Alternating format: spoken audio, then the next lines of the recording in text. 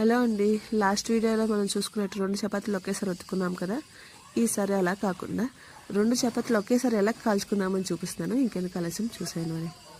ముందుగా బాగా వేడెక్కిన ప్యాన్ పైన 2 చపాతీలు ఒకదానిపైన వేసుకోవాలి.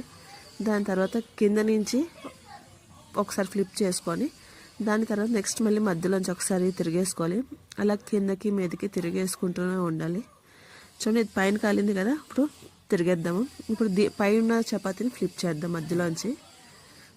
ఇప్పుడు మళ్ళీ కింద నుంచి కాలుతూ ఉంటుంది కదా, మళ్ళీ కింద నుంచి వేసుకో. ఇప్పుడు మధ్యలోంచి ఫ్లిప్ చేసుకోవాలి. పైనుంచి మధ్యలోంచి ఒకసారి, కింద నుంచి ఒకసారి, మధ్యలోంచి ఒకసారి, కింద నుంచి ఒకసారి. అంతేనండి. ఇలా చేసుకుంటూ ఉంటే చపాతీ ఈజీగా కాలిపోతుంది. ఇలా నూనె కావాలంటే వేసుకోవచ్చు, లేదంటే లేదు, అది ఆప్షనల్. తినేవాళ్ళు తింటారు, లేకుంటే లేదు కదా.